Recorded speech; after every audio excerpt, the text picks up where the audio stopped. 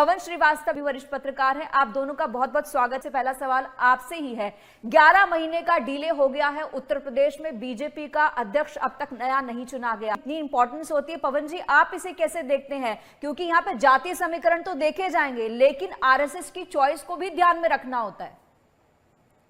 जी पूजा जी, देखिए, भारतीय जनता पार्टी के प्रदेश अध्यक्ष का चयन पिछले कई माह से ठंडे बस्ती में है।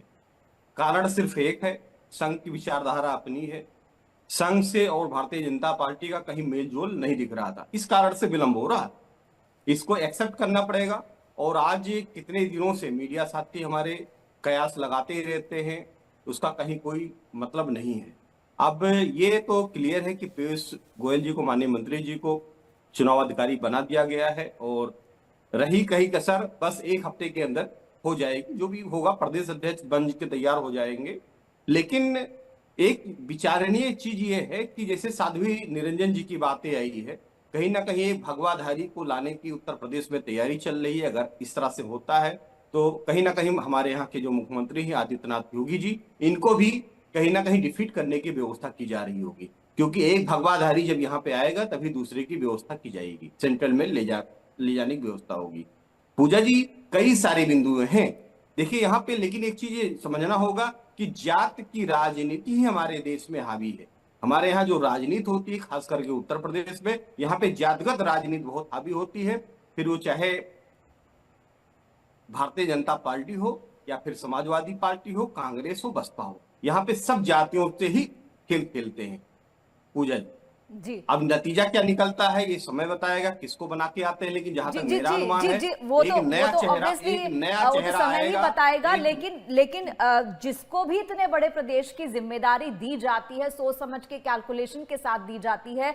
जैसे कि आप कह रहे हैं कि एक भगवाधारी को अगर सेंटर में लेकर आया जाता है तो दूसरे के लिए जगह बनाई जाएगी, इस तरह की आपने जो बात कही है उसमें तो मुझे लगता है कि साध्वी निरंजन ज्योति ही फिट बैठती हैं। महिला है, निषाद जाति से आती हैं, भगवाधारी हैं, कम उम्र में ही उन्होंने संन्यास ले लिया, और नामों की चर्चा चल रही है इस वक्त जो चल रही है उसमें बहुत से नाम हैं।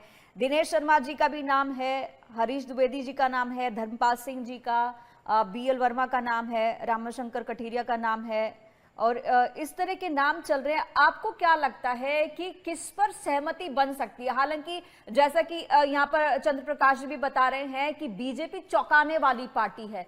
क्या हर बार एक ही तरीका, चेहरा जी जी जी, हर बार एक ही तरीका, एक ही आइडिया से काम करना, क्या बीजेपी उस पर चलती रहेगी? क्या फिर से चौंकाएगी, या इनमें से किसी नाम को आगे किया जाएगा? निश्चित पूजा जी, देखिए उत्तर प्रदेश के चुनाव में ये जो प्रदेश अध्यक्ष की नियुक्ति की जानी है, इसमें एक चीज तो ये क्लियर है, ना ही ब्राह्मण आएंगे ना ही क्षत्रिय आएंगे।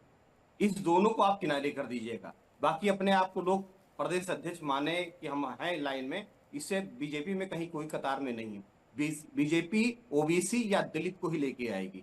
अब रही बात साध्वी जी की, देखिए साध्वी जी कोई भी हो सकता है। जेपी नड्डा जी के आवाज पे भेंट किया, लोगों कयासों का बाजार गर्म हो गया। लेकिन मुझे जहां तक लग रहा है, भारतीय जनता पार्टी एक ऐसे चेहरे को लेके आएगी जिसपे हम और आप विचार नहीं कर सकते। हम आप कयास ही नहीं लगा पाएंगे कि हाँ वो प्रदेश अध्यक्ष बनने जा रहे हैं। बस ज्यादा नहीं, 48 घंटे 60 घंटे का समय है, और मुझे जहां तक लग रहा है कि दलित चेहरा ही उत्तर प्रदेश में आए। जी जी, आपके हिसाब से दलित चेहरा आएगा? कितना फायदा दलित चेहरे से मिलेगा? क्योंकि अभी यह भी कहा जा रहा है कि उच्च जाति से भी किसी को बनाया जा सकता है, ब्राह्मण वर्ग से बनाया जा सकता है, दलित से बनाया जा सकता है।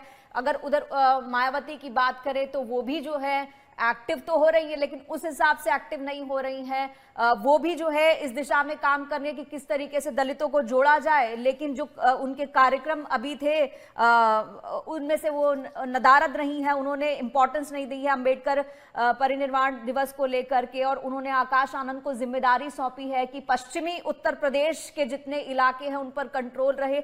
आपको लगता है कि दलित चेहरा ला करके किस तरीके से आने वाले चुनावों पर इफेक्ट डाला जाएगा?